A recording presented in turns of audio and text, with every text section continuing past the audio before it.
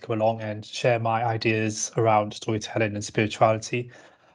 They're two of my favourite subjects, and I can waffle on for days if you allowed me to. But over the next half an hour, I'm going to try to cover some of the key points and insights around storytelling and spirituality. And I recognise over time that somehow we have lost, or we're missing, or not quite appreciating the power of storytelling and how to use it with our audiences. And I take it most of you will be working with children and young people who are highly receptive to storytelling. But also there's a bigger question around, I call master storytelling. What is the main story we belong to? So reading through my blurb, which I sent out to you, so I think I might have been slightly over-ambitious in expecting to cover all this in the next half an hour, which is exploring storytelling, its relationship to spirituality, how to create an authentic spirituality with children, young people, how this relates to some of the greatest ills we face today, including climate change, extreme poverty, and social inequality, and how do all of these connect in some way. There's no way we're going to cover that in the next half an hour, but what I want to do is kind of give you some insights and overviews and how all of these are interconnected and that they all belong to each other in some way. And somehow, if we regain our skills or our understanding of storytelling, we can start to fix some of the biggest problems we face around low motivation, engaging audiences, and take people on a journey to discover a deeper truth of who they are and where they belong. So this is how storytelling and spirituality connects. So first of all, let me start with a very simple observation that storytelling is a fundamental expression of what it means to be human. It's strange when we reflect for a moment that we crave stories. We absolutely hunger for them. We simply can't get enough. It's why Netflix, fictional literature, and the movie industry are so successful. But try to imagine a world, if you will, without stories or storytelling. A world where there are no films or literature, and the only way we communicate with each other would be through reduced technocratic language, observable facts, and everything stripped down to cold, hard information. It's hard to imagine such a world. A world like that would feel almost soulless. And when we think about our own Christian heritage, it's remarkable that when we look at Jesus' life, the most powerful elements of his ministry, the elements that have endured even today, are the stories he told. We often think of Jesus as archetypal Messiah or a Saviour. Rarely would we ever consider him to be a storyteller. But that is exactly what he did. He told stories. And if we're going to be completely honest about them, on one level, the stories weren't exactly that great. Stories of lost coins, lost sheep, prodigal sons returning home, and a good Samaritan helping someone on the roadside, hardly blockbuster material. If we were to analyze them and look at their meaning, they can be easily reduced to a type of Aesop fables holding a single message, a point that Jesus was trying to make. But what is extraordinary, and perhaps we take this for granted, is that when we gather each Sunday, we read these stories again and again. We sit with them, we ponder them, we contemplate their meaning. And the very act of returning to these stories, even though we've heard them before, we know what happens at the end, somehow in the retelling of them, something new is generated. And I know that you've experienced this. Somehow, in the few words of these simple short stories, we go deeper into them. We dialogue with them. We allow them to work through us. In some ways, they become portals that take us to a deeper understanding of the mystery of God. Because all these stories are designed to convey the nature of who God is. That's where their power lies. The power of these stories are found not so much in their explicit meaning.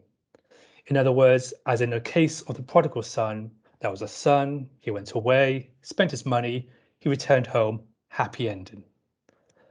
But the power is in their implicit meaning. That is, it's a story about the nature of God's mercy. What does mercy actually mean? What does it mean to be loved mercifully? And when we hear these stories, we're not presented with facts about God's mercy. We are drawn into the story and we experience it from the perspective of the prodigal son. We experience a loving father running towards us. We feel the anger and the outrage of the older brother.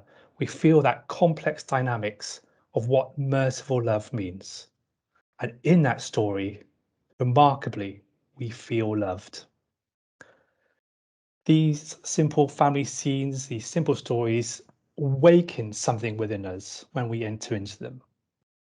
This is the power of storytelling. And this is why the simple stories that Jesus told have had a huge impact on Western civilization. Everything from theology to philosophy, architecture, art, you name it, they've all been influenced, usually unconsciously in most cases, by these simple stories. Because these stories are doing the act of spirituality. They are helping us to understand who we are, where we belong, and how we find meaning in our lives. But take note, they're not doing it explicitly. There's no passage in the Bible that has 7 bullet points that list in chronological order the answer to life's mysteries. What they do instead is they transport us into the story where we can discover their meaning firsthand. Sacred storytelling is first and foremost a primary experience. And this is essential for spiritual growth. You can't do spirituality secondhand, just like prayer. You have to have direct experience of it. You cannot do it through another person. So when we talk about things like merciful love, you can't do it through the head. You have to experience it. And that's why storytelling helps that engagement to come alive. Storytelling places us into the scene. For all intents and purposes, we are there in that moment. We are transported to that moment in the story. And in that transportation, we then discover the deeper mysteries of what Jesus was trying to say. So we need to pay much more attention to implicit meaning, not just in sacred storytelling, but the implicit meaning in everything. And my concern, and I know a lot of people also share this concern, is that the Western mindset is now so rational, so analytical, that when it receives stories, especially sacred stories, it simply doesn't know what to do. It will try to analyze them, try to work out whether they are true or not. And I don't mean that in a broad sense of what truth is, but rather whether it actually happened. Is it historically correct? Is there enough evidence to show that we can trust the information in the story? And if the story doesn't fit those criteria, we ignore it or we get rid of it. So foundational myths, like creation myths, are put under the microscope of rationality, exposing them to be simply false, rather than asking the question of what meaning do these stories hold? What deeper truth do they convey? And this type of truth that they convey can never be summarized in a bullet point, just like explaining the nature of God. If you try to do it rationally, and I think I spent 3 years studying theology doing this, you'll come up with the idea that God is love, God is merciful. But what you end up are with concepts of God as love and God as merciful. And that really doesn't transport or take you anywhere. It just leaves you in control, knowing that God is this object over there, which you understand and you can explain to others, rather than experience what does love mean? What does merciful love mean? What is the nature of God that is like the father who runs out and greets us despite the harm we've done to him? So when we tell stories, we participate in them, we experience them, and we convey meaningful truth. And this is important. When we find meaning, when we connect to a deeper truth, we create a purpose to our lives. And purpose helps us to become resilient to the stresses and strains that we face in our modern world. Without purpose, without a foundational experience of knowing that we are loved, knowing that our lives have meaning, we are highly vulnerable to the stresses and anxieties that modern life presents us with.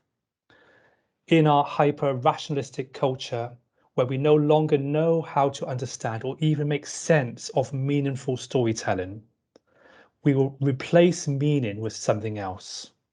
We will either make up our own meaning or we will default to the meaning that our culture presents us with, which is happiness can be found in consuming, in having a big house and a nice car, in accumulating wealth. Our purpose in life is to be successful, to get rich, to consume more, and on it goes. And this is having a disastrous outcome to our planet and also to the very fabric of the human family, this competitive, this consumeristic lifestyle. When we have no meaning, these are the values we default to. To awaken to our higher values, we need storytelling. And storytelling can be found in sacred stories that awaken us to something greater, something beyond. The values of living a life that is not about me, it's not about my success, but rather that my life is about something else, something greater than me, of which I will willingly put the needs of the community before my own, are essential for the survival of our human family. These values come alive through storytelling, especially sacred storytelling. And I want to explore a popular myth that exists around the origins of storytelling, which I think is quite interesting.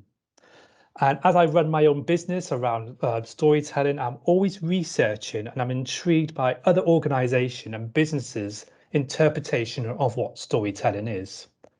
And it's interesting out there in our common consciousness, there's this myth around our origins of storytelling, which I think is not only false, but is harmful to the human family because it portrays an image of what storytelling is. And the theory goes something like this. The reason why we love storytelling so much can be traced back to our great great ancestors who all gathered around the fire telling stories. In these stories, they would share what happened that day and tell how they escaped from a tiger or other beast. By passing on these stories, the tribe learned essential tactical information from each other, and as a result, they were able to become better hunters, resulting in the survival of the tribe. Those who survived kept their storytelling skills as it gave them a strategic advantage. Therefore, humans evolved from storytelling. Now, there may be some truth in that. Our great ancestors did gather around fires and they did tell stories. And we know that that storytelling process is embedded in our DNA, in our very bones, in our fabric of who we are. So we know that storytelling played an essential role somehow in the early communities. But the myth is based on this kind of, which I think reflects a modern mindset that the reason why storytelling is so important is because it allows you to pass on information. In this case, allows you to pass on tactical information, how you can survive from a hunting experience. So the primary role of storytelling is a vessel of information passed on from one generation to the next, helping us all to have a better understanding, almost like an early form of PowerPoint. But to me, this myth does not hold much weight because first, it assumes that we are simply rational people. When we receive information, we act on it. It downplays the complexity of who we are, of we are complex beings, we are spiritual beings, and we have a whole different complex motivation and drivers that shape our behaviors. And these are all driven by a sense of purpose and identity. For the tribe to survive, they would have had to have certain values. These included higher values around self-sacrifice, the willingness to put the needs of the tribe before yourself, and also to show love, self-sacrificial love, that you'll do something knowing that the needs of the tribe are worthy of your own life. So if you study primal cultures, these communities that are still in touch with sustainably living with the earth, such as indigenous cultures, they take storytelling very seriously. Storytelling has a sacredness about it. In our culture, it doesn't. If you call someone a storyteller, you automatically think of someone who works with children to entertain, not something to be taken seriously. But in these cultures, it's deeply respected. And the reason why is that for tribes to stick together and to survive, they had to develop a range of behaviours. These behaviours would have included empathy, to care for your fellow tribe members. Also, heroism, a willingness to sacrifice your needs for the greater needs of the tribe. And also identity, that you belonged and were committed to the tribe. And when we study the stories that have been passed down from generation to generation, guess what? They all contain the psychological stimulus to drive these certain behaviours. The patterns in these stories and myths play an important role in helping the tribe centre around a shared identity. Usually a creation myth of where we have come from, as well as heroic stories that awaken us to a belief that our life is not about us, but rather we are about something bigger, a cause, if you will. These stories were designed to awaken certain values around empathy, a willingness to give your life for others, a sense of belonging, and a sense of purpose. And these were essential in helping to keep the tribe together and survive. And we can see that there's clear anthropological evidence that those tribes who displayed empathy towards fellow tribe members, who would look after their elderly, who would care for the most vulnerable, were the ones that survived and subsequently evolved. Those empathic traits still exist within us today, marking us distinctively from the rest of the animal species. So stories and storytelling plays a fundamental role in helping us to awaken our empathic traits. Sacred storytelling in many ways is doing that at such a deep level.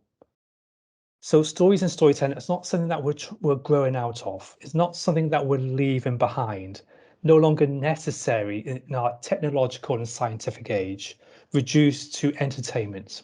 But rather stories and storytelling remain essential to the human condition because they awaken the values and empathy we need to ensure we reach out and care for one another, as well as our common home. Or to put it more simply, stories and storytelling are not left over from our evolutionary past, but rather we evolved through stories.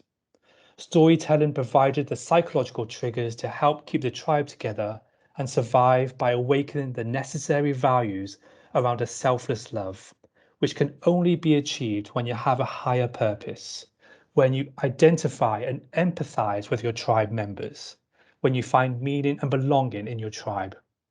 Only then are you willing to risk your life to help it survive. Without stories, we remain isolated and cut off from a meaningful life. We see our life only about ourselves, our needs. There's no sense of shared identity or higher purpose. So why would you give your life in service for others? Stories help us to grow up. They are fundamental to us growing a deep and rich spirituality. We cannot separate stories and storytelling from spirituality. They both go together. They are fundamentally one and part of the same. But what happens when we lose our sense of being able to tell stories? What happens when the only thing we can do is repeat the stories that we know? We no longer know how to take our community, our audiences, sit on a journey of self-discovery, leaving the old world behind on a heroic journey to awakening the higher values around empathy and caring for each other. And when we look at some of the threats our planet now faces, climate change, social inequality, extreme poverty, loss of species, these are all complex problems in and of themselves. But they all contain a shared common source. Is that we are lacking empathy. We have become indifferent to the needs of others. We have become indifferent to the needs of future generations. And we see ourselves as disconnected from the world we live in. And where do those values come from? It's because we've lost our common story. In order to awaken our values around empathy, to care for our sisters and brothers, we need to return to storytelling, to a story that awakens values around empathy, our intrinsic values which come from the heart. And in our society today, we are surrounded by millions and millions of stories. They're called adverts and marketing. And all those stories have a simple formula. In order to get you to buy a product, to engage with their service, they tell you a simple story. First of all, so they play to your inadequacy. You are not loved enough. You don't have the things that you need. There's a better version of the things that you already have. And all these stories play to our sense of inadequacy, our sense of happiness is somehow over there, that what we have isn't good enough. Imagine growing up in a world where those millions and millions of messages somehow are targeted all to you to make you feel inadequate about yourself. And once you feel this sense of emptiness, the only way you can fulfill it is by buying more and more stuff. And this is our common story at the moment. Our shared identity and purpose is around having more stuff, consuming, and the way we find purpose is getting a better job, bigger house, and all the things that come with a consumeristic society. This is causing havoc to our world and to our family as well. So how do we get to a new story that plays to our strengths, that we are loved, that we have our original blessing is that God loved us and we are created in God's image and we are about something greater, something beyond. So when Jesus said, love your neighbor as yourself, he didn't say, love your neighbor as much as yourself, but rather as yourself, as an extension of who you are. This is a foundation of empathy. And in our current world where we are indifferent to the needs of others, as well as future generations, it's the one thing we need to awaken, especially with children and young people. And how do we do this? Well, that's simple. We tell a story. Okay, thank you. Kieran, I've just got to say that was absolutely, let me get my camera on, sorry. That was absolutely amazing. I haven't stopped writing. I hope that I've captured what you were saying, that, you know, storytelling is rooted, is entwined with our spiritual adventure, really. And, you know, it's so important for us to be able to reach those higher values and share that common good. And really look at how we approach storytelling, so that's what it is doing. That's what's happening. We're reaching those higher values.